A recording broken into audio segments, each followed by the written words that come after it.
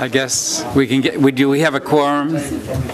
We have a quorum. And Peter, would you mind calling the roll?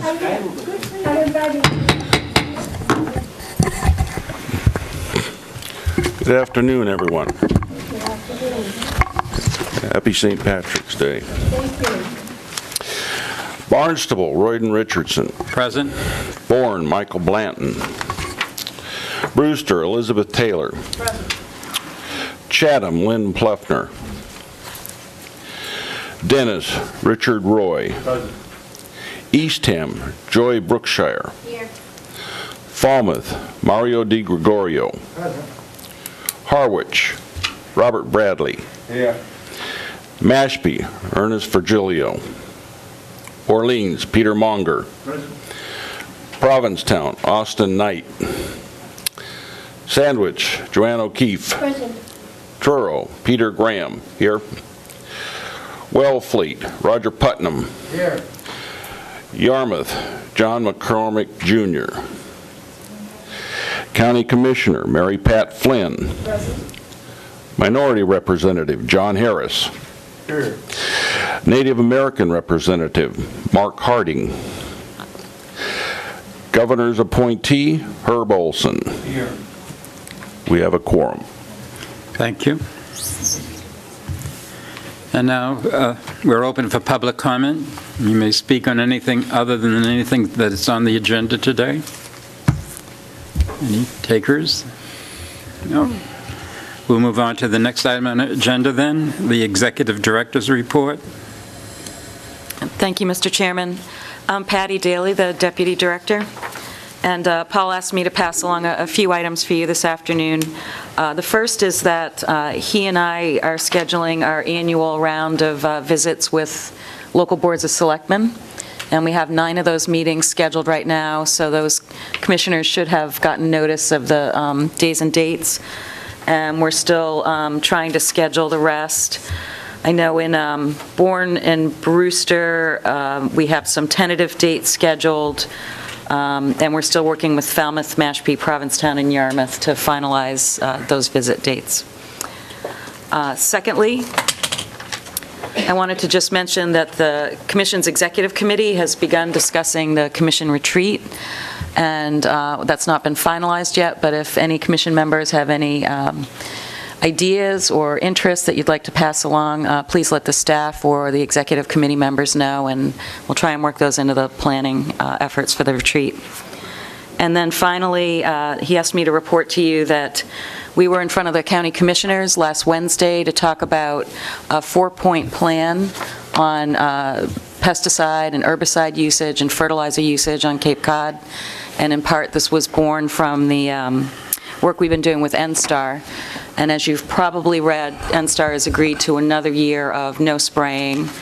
The Commission, for its part, when the moratorium began last year, agreed to go ahead and begin mapping private wells, and Scott Michaud and Tom Cambereri of our Water Resources Department, along with a AmeriCorps volunteer, have done a great job of mapping well over 200 private wells across the Cape. We still have a number of private wells we're following up on, but we anticipating have a very full data set for those private drinking water supplies so that no herbicides would be sprayed in the vicinity of those. And so that's really the first point of the 4-point plan. Additionally, we are looking for funding to conduct a study that would look at pesticide and fertilizer use across Cape Cod, and it would help us to begin to inventory the amounts of those materials that are being used across the Cape, and what the different user groups, such as utilities, municipalities, private homeowners, what each of those user groups contributes in terms of volume, and also spatially across the Cape, how many acres are likely receiving these materials for vegetation management or pest management. And the purpose of that study will not only be to kind of understand who's contributing, what amounts, but also how do we as a region attempt to begin to reduce the amount of pesticides, herbicides, and fertilizers that folks are putting into the environment, and also establish some best management practices for those materials. And that will lead to the fourth point of the plan, which is a public education campaign. So once we have established kind of who the biggest contributors are, creating best management plans and education materials to begin to go out and reach those folks and see if we can begin to see some real reductions across the region to help to protect our single source aquifer and the environment as well. And that is all I have to report.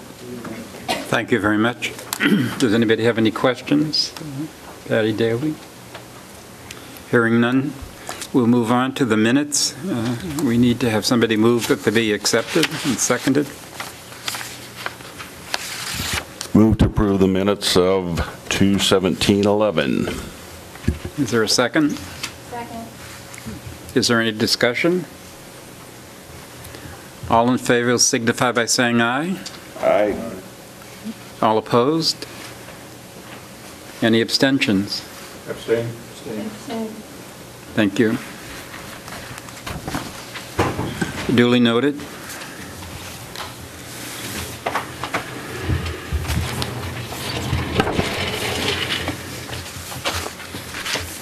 The next thing on the agenda is the public hearing, which was continued from February 22nd, 2011, regarding the Laboratory for Ocean Sensors and Observing Systems, LOSOS, it's called, building at Quissit Campus, Woods Hole, Oceanographic Institution.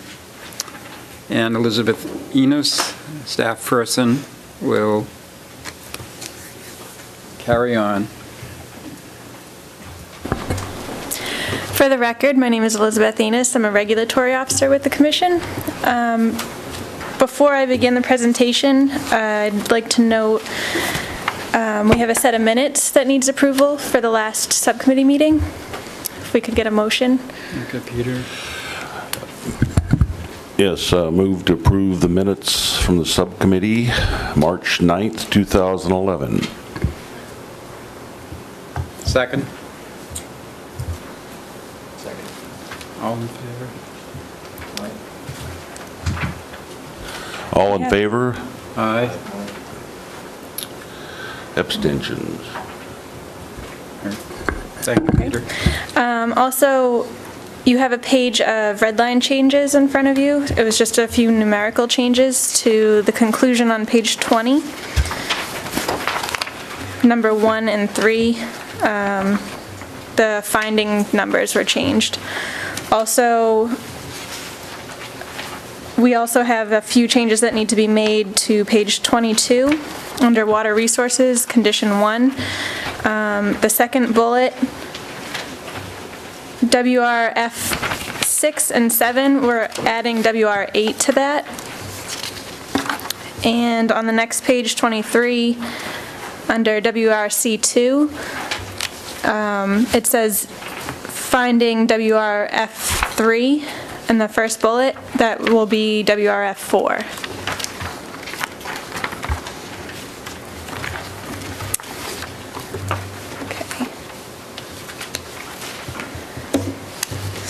So I will be presenting for you the draft decision for Woods Hole Oceanographic Institution, the LOSOS building.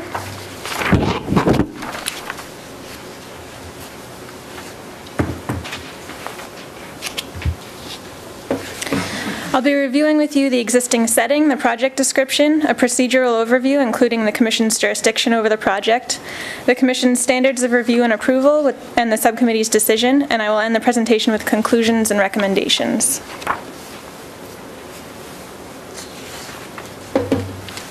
The project site is located at 360 Woods Hole Road, Quissit Campus, Woods Hole, Falmouth. It is located within the existing ring road of the Quissit Campus on approximately 1.8 acres of undeveloped land. A Hui Campus Core Redevelopment Project, DRI, was approved on February 5th, 2004, but the current proposed building was not considered as part of the 2004 decision. The applicant has proposed to develop a new building that will house the Laboratory for Ocean Sensors and Observing Systems, which will be referred to as the LOSOS building. The proposed building will have a total floor area of 26,600 square feet on a footprint of approximately 13,500 square feet and include associated parking, drainage, and landscaping. WHOI has applied for and received funding from the National Institute of Standards and Technology. The building will be an interdisciplinary center for scientists and engineers developing the next generation of sensors and supporting technology for ocean observation and will be the primary facility for such purposes in the United States. The applicant plans to achieve LEED Silver or Gold certification.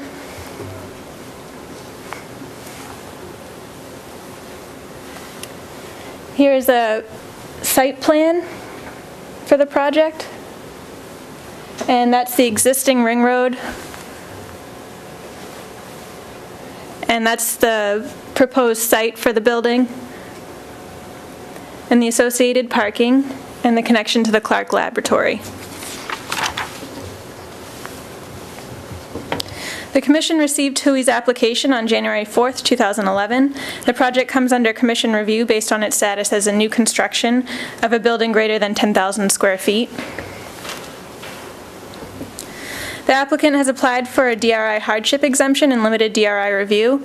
A public hearing was held on February 22nd, 2011. A subcommittee meeting was held immediately after the February 22nd hearing, where the subcommittee determined the scope of DRI review, as well as on March 9th, 2011, where they approved the draft decision that is before you today.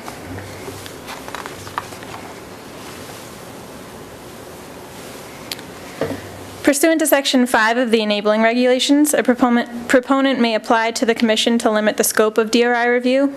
The subcommittee determined the scope of DRI review to include landscaping, natural resources, transportation and congestion management, and water resources and economic development. Section 23 of the Cape Cod Commission Act and Section 9 of the DRI Enabling Regulations state that in order to approve a hardship exemption, the Commission must find a literal enforcement of the provisions of the Act would involve substantial hardship, financial or otherwise, and desirable relief may be granted without substantial detriment to the public good, or without nullifying or substantially derogating from the intent or purpose of the Act. Any relief granted shall relate directly to the nature of the identified hardship and shall be the minimum relief necessary to address it. The subcommittee is recommending approval of the hardship exemption today.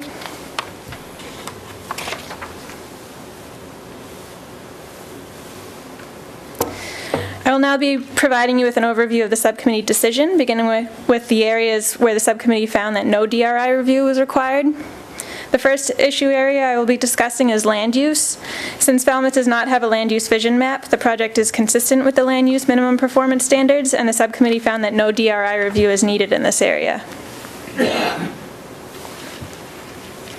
The next issue area of the RPP is affordable housing. The applicant is a nonprofit educational institution, and the building they are proposing will be used for scientists and engineers to develop sensors and supporting technology. As such, neither the applicant nor the use appears to be commercial or residential in nature, and the affordable housing minimum performance standards of the RPP do not apply. Therefore, the subcommittee has found that no DRI review is needed in this issue area. In the area of hazardous waste, the standards require any development that uses, handles, generates, treats, or stores hazardous waste to be in compliance with state regulations. The project will involve the use and generation of various hazardous waste materials and hazardous waste. WHOI is currently registered with DEP as a small quantity generator, but has recently petitioned for a change to large quantity generator. WHOI has a sophisticated hazardous waste management regime and support staff managed by the Facilities Department, and as such, as a large quantity generator, they will meet the standards. As such, the subcommittee found that no DRI review was needed in this area. For solid waste, construction, and demolition waste and recyclables, the standards require that projects have a plan that demonstrates how the applicant proposes to handle wasteland material.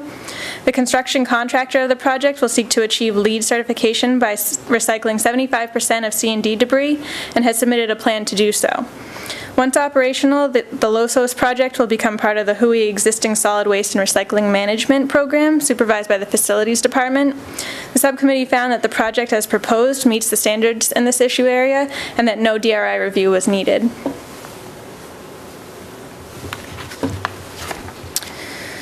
The next issue area is energy. The applicant is pursuing leadership in energy and environmental design silver or gold certification for the facility through the current design.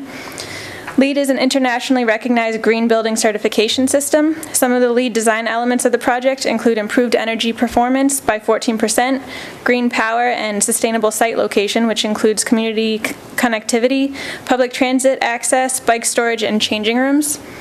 LEED is a higher energy standard for efficient design than Energy Star certification, and as such, the subcommittee found that no DRI review is needed in this issue area. In the area of historic and archaeological resources under community character, in a letter dated December 18, 2001, the Mass Historic Commission stated that building on this site is unlikely to have a significant effect on historic or archaeological resources. The project is located outside of any historic districts, and there are no historic structures or cultural landscapes on the site. Therefore, the subcommittee found that no DRI review is needed in this area.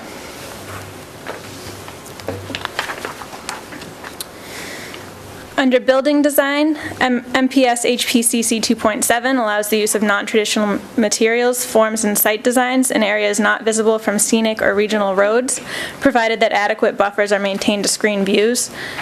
The contemporary design is consistent with recent buildings constructed on the campus. It will use exterior materials predominantly including traditional wood siding with some non-traditional materials such as zinc paneling. The existing vegetation surrounding the ring road provides significant buffering of the proposed structure from adjacent regional roads. The subcommittee found that no DRI review is needed in this issue area. According to the information submitted to date, exterior lighting is consistent with the Commission requirements, with the exception of 6 Biga bollards.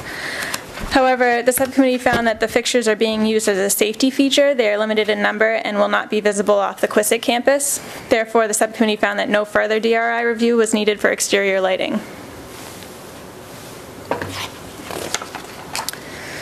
Now we'll begin to discuss the areas of the RPP that the subcommittee has included in the scope of DRI review, beginning with landscaping.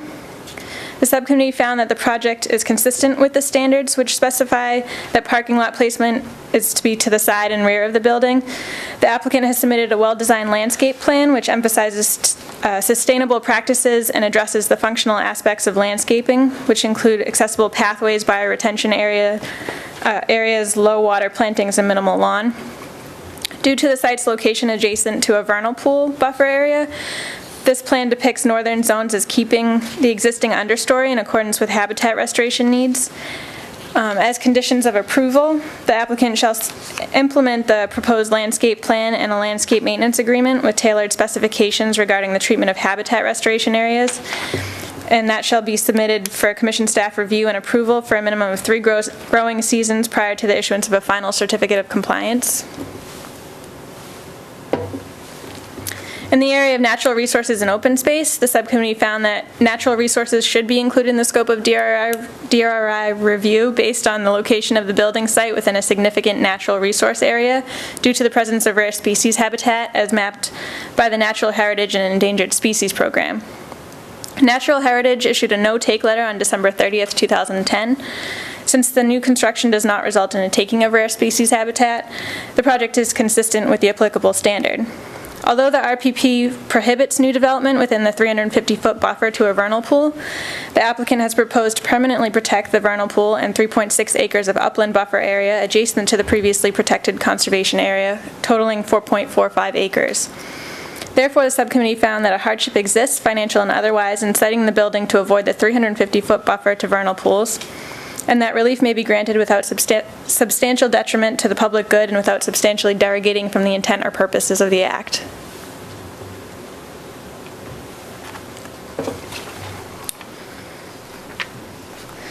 According to the standards, the applicant is required to provide upland open space equal to twice the total developed area. The total disturbed area is 1.8 acres, and the protection area is 4.45 acres, 3.6 of which is upland.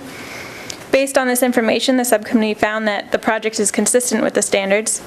As conditions of approval, the subcommittee found that prior to the issuance of a preliminary certificate of compliance, the applicant shall provide to the Commission a conservation restriction in the accompanying plan which provides that 4.45 acres shall be preserved as permanent open space.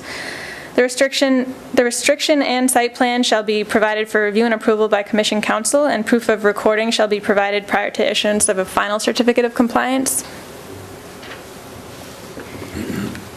In the area of transportation, the project is not expected to add more than 250 daily trips to the transportation network, and as such, the subcommittee found that trip reduction standards of the RPP do not need to be included in the DRI scope. Since the project is not expected to create more than 250 daily trips, the congestion management standards of the RPP do not need to be included in the scope, with the exception of MPS TR 3.1.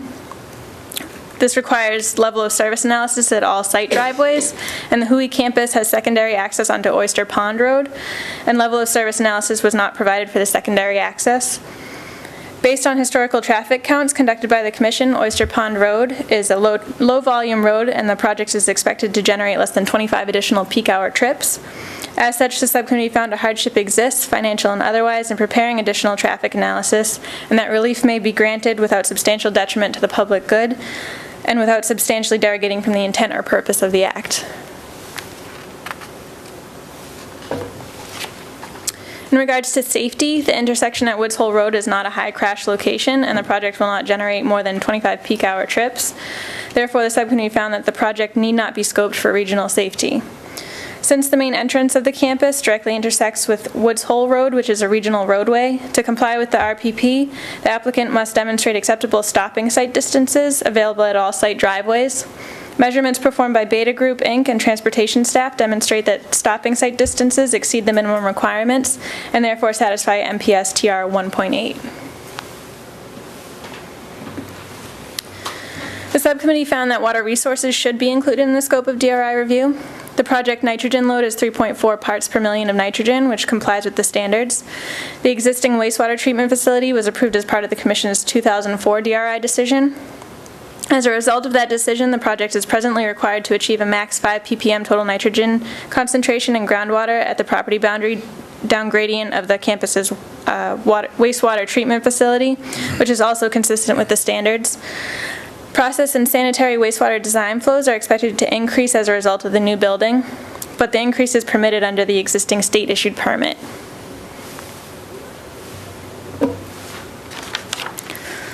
The existing state-issued groundwater discharge permit contains conditions requiring a contract for sludge disposal and a financial security amount, and biofiltration is incorporated into grading and drainage plans.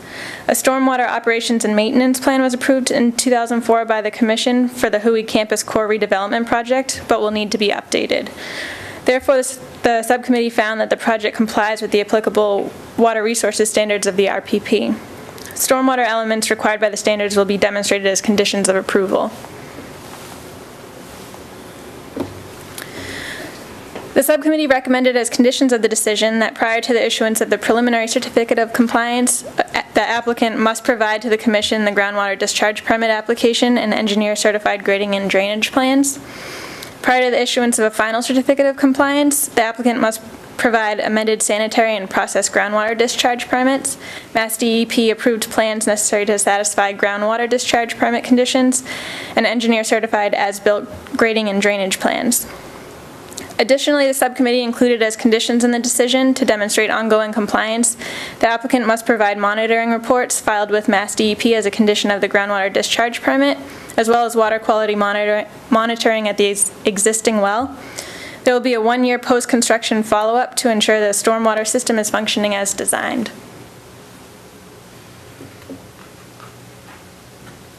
In the last issue area of economic development, as a new development project, the subcommittee found that the applicant meets the green design, shared infrastructure, emerging industry clusters, and municipal endorsement waiver criteria under MPS ED 1.1.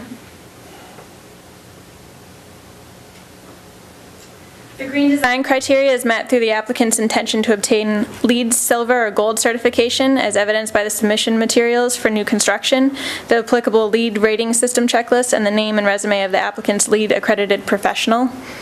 The project meets the shared infrastructure waiver because the project is located within the Quisic campus ring road and will share the wastewater treatment facilities already developed for the campus and hook into the existing utility and telecommunications infrastructure.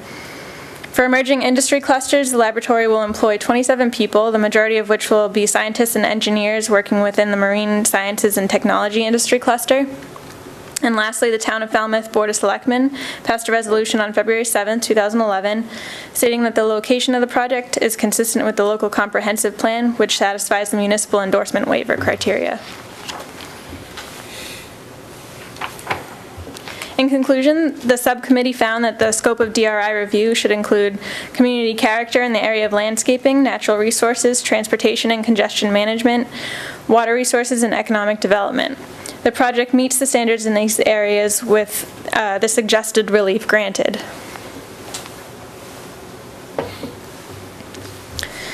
The subcommittee found that hardship exists, financial and otherwise, and suggests the Commission should grant relief from the following.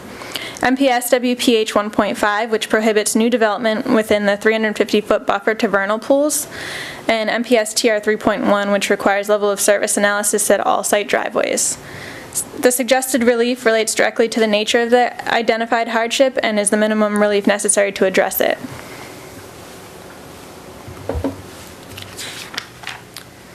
The subcommittee based their decision on the following findings for approval. In written correspondence from Brian Curry, Falmouth Town Planner, he stated that the project is consistent with the town's local comprehensive plan and local zoning. The project is not located in a DCPC and therefore is consistent with that criterion as well. The subcommittee found that the project is also consistent with the regional policy plan with hardship relief granted in the areas of natural resources and transportation. Finally, the subcommittee found that the probable benefits of the project outweigh the probable detriments, with probable benefits of the proposed project to include new taxpayers and revenue for the town, opportunities for new information and technology pursuant to the development, the local benefit of having this facility to research local waters, having a central location for scientists and engineers to work together and the resulting possibility of a reduction in traffic, and educational benefits associated with the facility. In conclusion, the subcommittee approved the project as a limited DRI hardship exemption, and the subcommittee is recommending that the full commission approve the draft limited DRI hardship exemption decision. This concludes my presentation. The rest of staff and I will be happy to answer any questions. Thank you. Are there any questions from any members of the commission? Yes, Joanne, excuse me. Thank you. Thank you, Mr. Chairman. I was curious about the hardship, but thank you for that explanation. It, it makes sense once you've gone through that, so I appreciate that. I just had one question. Did the Falmouth Historical Committee also get an approval? Did they also, along with the Mass Historical Society? You need to come to the microphone.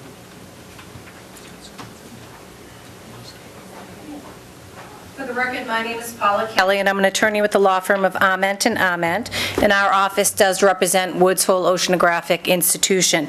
It is not, we did not get approval from the Falmouth Historical District Commission because it's not in a historic district zone and there are no historical structures on the property. Thank you. You're welcome. John? Two questions. Wastewater. You said that there will be a follow-up to check and see who's doing that. We're doing that or some outside organization? I'll be doing that. Okay. Yeah. The other is that I noticed that the reason why we approved this, which is a great thing, is that who would be doing research on local water is how much, what would they really be doing? Is it specific? I'd leave that for the applicant to address. If I may, Dr. Larry Madden is here with us from WHOI, and he's the Executive Vice President and Director of Research. So if the Commission would allow, he'd like to say a couple words about the exact implications it will have on our community, if that's okay. Sure. It's Okay, fine. Mr. Chair, thank you. Dr. Madden? Hi, thanks. I'm Larry Maiden. I'm the Executive Vice President, Director of Research at WHOI. And in answer to your question, first, there are going to be 4 activities that are going to be contained within this building. One of them is the Martha's Vineyard Coastal Observatory, which is a facility that we have had in place now for 10 years off of Martha's Vineyard. And it has provided us with continuous data and information about ocean conditions in that area. This has recently been upgraded so that there's a lot of information about surface waves and currents that is of interest to boaters and fishermen and even people at the beach. And in fact, if you go there this summer, there'll be a little kiosk at the Trustees of Reservations area where you can see what's going on in the ocean out there. It's also available on the web. That's one of the functions. Another function is going to be the laboratory for the environmental sample processors. These are devices which will be installed in the ocean for early detection of red tides in our area. As you know, red tides in the Northeast and around the world have been an increasing problem in the last several decades. They've shut down a lot of fishing, a lot of recreational commercial fishing, shell fishing, and so forth frequently in recent years. This is a new technology which will automatically and very quickly give us advance notice of the presence of red tides so that there's not time lost and there's not risk to the community because of possible contamination. Those are 2 aspects of the work that will be in local waters. As well as elsewhere, because these technologies will be installed and deployed in many other parts of the ocean. The other 2 main activities in the building are going to, partly, the biggest one is the Ocean Observatories Initiative, which is both a regional and a global scale effort to essentially instrument the ocean to provide us real-time 24/7 information about all the properties, physical, chemical, and biological properties of the ocean. So much as we gain information about our environment around us on the evening news and weather report because we have a network of weather sensing stations in the country and around the world, this is now the beginning of installing such a network of sensing stations in the ocean to give us comparable data. It'll take a while, of course, before we have quite the coverage that we do on land, but we're beginning with that, and we're beginning in areas that are important for several reasons. One of those is what we call the regional scale. So off of New England, there'll be a very intensive installation of sensory structures which will tell us about what's happening on the shelf and the slope, which is where the water drops off to deeper water. This is an area of a great deal of biological activity, fishing activity, a great deal of nutrient transfer and transport, and where things like red tides often get going. So that will give us a lot of detailed information on understanding the ocean mechanics and how it works in that part of the ocean. Another one of these is going to be much more global in scale, and that is really aimed at understanding the interaction between the ocean and the atmosphere. The ocean is the major controlling force in the Earth's climate. We have sunlight coming in, warming things up. The ocean distributes that heat around the Earth. It keeps our climate the way it is, but now that our climate is changing, the role of the ocean needs to be monitored much more closely, and these are installations which will be put in at high latitudes in the North and South Pacific Ocean to monitor what's going on in those areas which are where some of the most dramatic changes are expected to take place. So these 2 elements of this Ocean Observatory system are things that the Woods Hole Oceanographic Institution has now been funded by a contract from the National Science Foundation to design, build, and install over the period of the next several years. This is a $100 million project for us, and it will continue in operation for 25 to 30 years forward. So that means that our activity in this building for that project alone will bring in the 27 new scientists and engineers and technicians that were mentioned. They will participate in that, and then there will be an ongoing, what we call an operations and maintenance phase for many years into the future. So that technology base and that engineering base will continue to be operating here as part of the community as it continues the operation of that system. Now, ultimately, that system is something that will give you information if you are a commercial fisherman, if you're a recreational boater, if you just want to go to the beach, information about ocean conditions both in your nearshore regional area and all across the world. Let me just mention the fourth activity, something that's particularly relevant right now, which is the laboratory that designs and builds what we call ocean bottom seismometers. So, like the instruments that detect earthquakes on land, these are instruments designed to be placed on the bottom of the ocean and detect earthquakes in the ocean, which is where most earthquakes occur. We know that from a week ago, the terrible earthquake in Japan. That was 80 miles offshore, I believe, at about 20 miles deep in the ocean. And we all know what the consequences of that were. Having a network of detecting and monitoring earthquake activity in the ocean is very important, obviously, for early detection, both of the earthquakes and the resulting tsunamis, because with a tsunami, you at least have somewhere between a few minutes and a few hours of advance warning. Building and designing the instruments to do this is quite challenging because they have to be strong enough and sensitive enough that they will pick up these minor tremors and yet be left on the bottom of the ocean for years at a time, and sometimes connected back to shore so we know what's going on.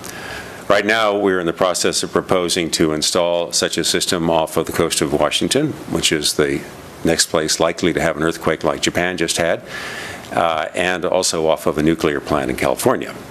So that kind of instrumentation is part of what will be built in this building. We believe that the future of ocean science depends heavily on the ability to design and deploy sensors and instruments like this so that we really have a handle on what's happening both in the water and on the ocean floor. These projects that we are engaged in, particularly the big one, the Ocean Observatories Initiative, which is fairly new for us, are challenging our existing space. When we recognized this, we applied to the National Institutes of Standards and Technology for a construction grant. We were awarded that grant for $8 million. We're putting up some more money, and the result is the building that you saw described today. So we are very much looking forward to having this important new facility in place in about a year's time, and to continue and extend the kind of work that I just described. So if you have any other questions, I'm happy to ask them. Are there any other questions, Brian? Thank you. It's outstanding. I didn't have any, don't leave. I didn't ask the question because I was about to challenge you. I was just curious of what you would be doing because I know all of the outstanding work that's been done at Hui. The other question, because you've given such an extensive review of what you will be doing there, will all this data that you're collecting also be data that can be applied to remediation programs for the embayments problem we're having here? Certainly data that, well, first of all, the data will all be publicly available via websites and so forth, and it will also be available to various stakeholders and agencies and so forth that are concerned with, coastal problems. And so, yes, in that sense, it will be. Also, it will be tied in with another observing network, which is being developed by NOAA, National Oceanic Atmospheric Agency, called Integrated Ocean Observing System. That's already in place sort of around the country. It's sort of a conglomeration of existing capabilities.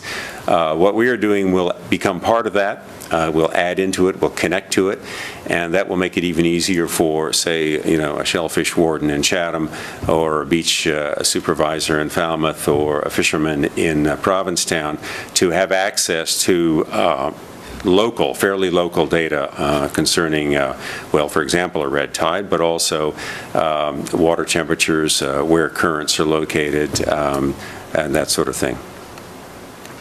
Thank you very much. Are there any other questions? Yes, Elizabeth? I don't know if this is still, excuse me, I don't know if this is still within your purview or not. I was just curious about future expansion. Will that be contained within the ring road? I assume there will be more expansion in the future, and I'm just curious because each time you do a building, you put a CR on a portion of the land that is left, and I'm assuming that you're slowly going to put a CR on a lot more of it as you put up more buildings, but I'm curious if they will be within the ring road? I'll defer to somebody more expert on that. This is probably an Ament question. It actually isn't. Ernie Charette is the Director of Construction with HUI, and that would be a topic that he could touch on. But I would like to say at this point there are no future development plans. This is what we're proposing. This is what we're seeking your approval on. But I do believe back in 2001 when the Ring Road was approved as presented, that was the thought. But we don't have any future development plans at this point. I don't know if Ernie, you want to expand on that? Sure. My name is Ernie Charette. You need to come to the microphone. Thank you. My name is Ernie Charette. I'm the Director of Construction Projects at Woods Hole Oceanographic Institution. Just to echo Paula's comments, we have no projects planned at this point. We do have several other sites within the Ring Road that we could develop. We looked at those sites as part of the development for this project, but recognizing that some of the activities that happen, that will happen in this facility need to be shared with some of the other activities that happen on the campus, namely the high bay facilities and testing facilities adjacent to this site at our Clark South laboratory, why the site selected was the best site available to us. But there are a couple of other sites within the Ring Road that potentially we could develop, but we have no such plans at this time. Oh, thank you. I sat on the prior subcommittee, and I know we had discussions about that, and I was curious if anything had changed. I just had one other question about affordable housing.